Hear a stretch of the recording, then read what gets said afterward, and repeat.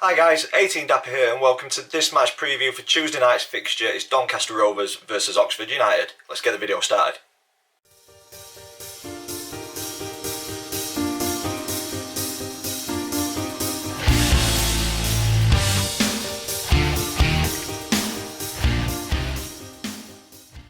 So guys, welcome to this match preview, Doncaster Rovers versus Oxford United in League One this Tuesday night at the Keepmoat Stadium. If you're an existing subscriber, thank you for sticking around. It's been a long, hard 12 months for a Doncaster Rovers fan. It's been poor result after poor result, so thank you for sticking with the channel. I try to keep it as positive as I possibly can, but every result, or every negative result, hurts me just as much as it does you. If you're a rival fan, you may be enjoying seeing me struggle over the last couple of months, but if this is a video that's brought you to the channel and you're not yet subscribed, please consider subscribing so you don't miss any future content. There will be a match day vlog coming out on Tuesday night, and if you are new to the channel, this is a format that we go through match previews in. We look at the previous meetings between the two clubs, we look at the current form across all competitions.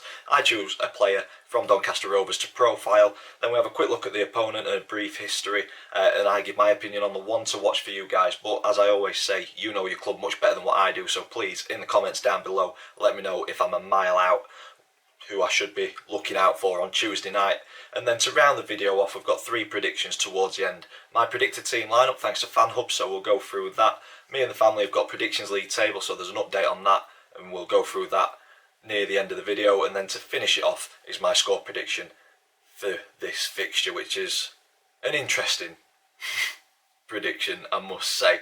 So without further ado, let's get into the previous meetings. Donny and Oxford have only faced off a total of 22 times in our history. Rovers coming out on top on 6 occasions, Oxford winning 10, and then we've shared the spoils on 6 separate occasions as well. Looking back at the previous 5, or our most recent 5 fixtures where we faced each other, going back to 2019 in League One, it was a 2-2 away draw for the Rovers, and then later on in 2019 another away fixture, but that was a 3-0 win for Oxford.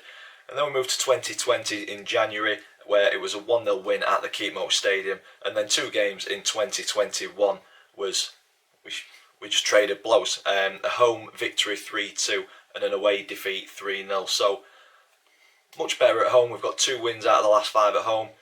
Away from home, 2 defeats and a draw. So hopefully home comforts could play a part on Tuesday night, but as we go into current form, you'll see why I don't think home comforts will make a difference on Tuesday night. Rovers coming into this one off the back of 4 straight defeats and 1 draw. Oxford, on the other hand, not quite getting the wins that they need, but 3 draws, 1 win and a defeat in the last 5 sets them up pretty nicely coming into this one. And as I say, they set up pretty nicely coming into this one, just outside of the top 6. I think it's a point out of, I think they're in 7th, a point outside of the playoffs. And they've had some decent results. The win against Fleetwood and then draws against Rotherham and Sunderland. And this is in the middle of a bit of an outbreak of COVID, which has caused havoc across their squad. So results may have been different had the full squad have been available to be picked. So taking those results with a pinch of salt at the minute. So yeah, definitely ones not to be underestimated. Oxford were knocked out in the first round replay against Bristol Rovers in the FA Cup, so this weekend it was a league game against Sunderland, and that's all they're focusing on at the minute, league action. And for me, they're always a team that are in and around the top 6, always on the brink of promotion. Could this be the season? It may well be. They're looking like potential candidates for a playoff spot at least. Donny, on the other hand, a very poor season, and I think I've pretty much said everything I need to say on the channel about our season at the minute. It was going to be a consolidation season. I expected consolidation around 14th to 10th, something like that. I did not expect us to be struggling second bottom, and I can't see where our next win's coming from, to be honest. But the big news coming out of the Rovers this week was the departure of Richie Wellens. As I've said, I'm not going to make a separate video on it. I feel for Richie. I think there were circumstances that were outside of his control, but he didn't do himself any favours in the media or anything like that with some of the comments that he said. And the results on the pitch and the performances just weren't good enough, and the board have made the decision between themselves on the direction that the club take, and that direction is without Richie Wellens. So we're on the hunt for a new manager. They're wanting to get one in place by before January, so that they can have an impact in the January transfer window. And for me, whoever the next manager is has a massive job to keep us in the league, and January is pivotal, so we need somebody who's got a rather thick black book of contacts to get some players in and to help us get out of this position that we find ourselves in. And for me, January can't come soon enough. We've got a decimated squad with injuries. Youngsters were entrusted with trying to get us through to the third round of the FA Cup against Mansfield, and Mansfield were just the stronger team on the day. In the second half, their performance was fantastic. We just were second best to absolutely everything. But for me, the more experienced guys should be taking the brunt of the boos from the fans and stuff, because for me the performance level just wasn't there from what we saw in the first half. And if we'd continued doing what we were doing at the start of the first half, I think we would be in the third round draw. But we didn't. That's the bottom line. So yeah, for me, the young lads who were brought into the squad can take positives from that game for sure. But we just desperately need experience on the pitch for me. On to play profile. This is where the experience comes in. And mentioning Richie leaving, I am going to talk about Omar Bogle in this video. 28 years old, striker, is currently being exiled from the squad. Take it as you will. There's Omar Bogle and Ed Williams who have not been training with the team at the minute. Wellens has gone, potentially. These guys will get an opportunity again to make a mark in this Rovers team that's currently struggling for any sort of experience. And Omar, 300 career appearances, 115 goals. Why not give him another chance? Previous clubs: Hinckley, Solihull Moors, Grimsby, Wigan, Cardiff, Peterborough, Birmingham, ADO Den Haag, Charlton, and is now with us. His most prolific seasons were at Solihull Moors and Grimsby, so he's not quite found that form since Grimsby. But you never know, new manager may be able to get the best out of him, and we will see if we see Omar Bogle in a Rovers shirt once again. Moving on to the opponent, Oxford United, founded in 1893, currently managed by Carl Robinson, who's one of those managers that has got a little bit of longevity now in League One. I believe it's over 200 games managed for Oxford and about a 41-42% win record, so not too shabby for a managerial record. And as I say, they're always there or thereabouts up in the playoff picture. So could this be the season that Carl has built something over a number of years? Is that effort and that time going to start rewarding? Are they going to get the fruits for their labour, as it were? Couple of honours for Oxford. I choose 3 for each team, and for me the big one for Oxford, League Cup winners in 1985-86, so that was before I was born, but still a good achievement nonetheless. And then more recent times, conference playoff champions in 2009-2010, and then there were League 2 runners up in 2015-16. And for me, the one to watch for you guys, as I said, you know your club much better than what I do, so if you want to give it to me in the comments who we should be watching, please let me know. But I have gone with Matty Taylor. Obviously there's Henry as well, very good player. You've got good attacking players, but for me, Matty Taylor, your top scorer. All 7 goals in the league have come in and around the box, so a fox in the box.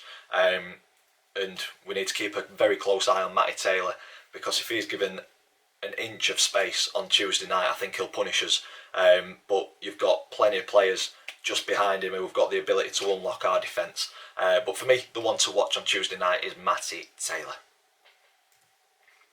On to my predicted lineup. This is thanks to FanHub. If you've not got the app yet, please go ahead and download it. They're adding more and more features as the season goes on, so there's plenty to be getting your teeth sunk into. And if you do download it and you're in the queue, I do have a golden ticket. There's only 4 users remaining on this, so please be quick. It's 18D-RCW. Pop that in and you'll jump the queue. You'll be straight in the app, so you can start using it right away. And one of the features that we've got is a predicted team lineup. So for me on Tuesday night, this is what I've gone for. Louis Jones in goal, a back 4 of Noyle, Anderson, Rowe and Horton, so the same as what played against Mansfield.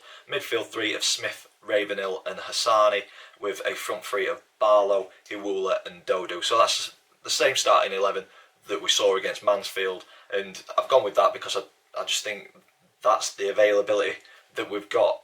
You look at the bench against Mansfield, it was full of youngsters, and it just seems like there's no players on there that can change a game massively, or be put into the starting 11 and impact it how we need to. So at the minute, it doesn't sound like any injuries are coming back, so I think we're stuck with that starting 11. When injuries start to return, you likes of Taylor, Close, etc., I think they'll slot straight back into the starting 11. On to the predictions league table. So me and the family, if you're new to this, we predict the scoreline for every single league game, and if we get the scoreline spot on, we get 3 points. If we get the result right but not the scoreline, we get 1 point. If we get it completely wrong, we get no points. And the Burton game, 2 of us got the correct scoreline, 1 of us got the correct outcome, and 1 of us guessed incorrectly completely. So there is change to the table.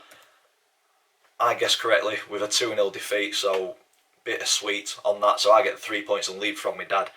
My dad didn't guess correctly. He went with a 1-1 draw, so he slips down to second on 12 points. Chris, he also went with a 2-0 to Burton, so that pulls him up to 11 points. And Max went with a 2-1, so he got the 1 point, which keeps him in touching distance of us 3. But that is a very, very tight table. If you want to keep up to date with that before the next preview, or the next time we go over this predictions league table, I do put the family predictions on my Twitter. Link is in the description down below. So there'll be changes in this as the season goes on.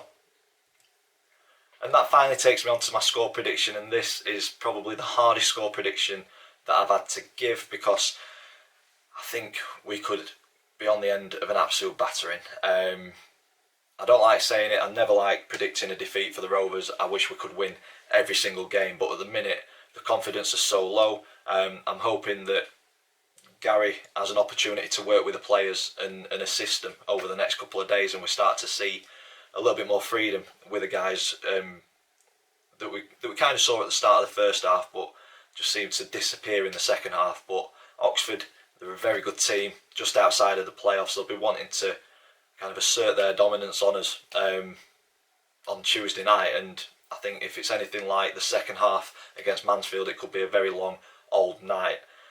So I'm going with a heavy 4-1 defeat, which will not be very nice to witness at home. But I will be there nonetheless. I will be doing a match day vlog, so please stick around and watch that. But that's where we end this preview. If you've enjoyed it, please stick a big thumbs up on it for us, please. Comments in the section down below. If you haven't already, please click that subscribe button. As always, thank you for watching, and I will see you in the next one.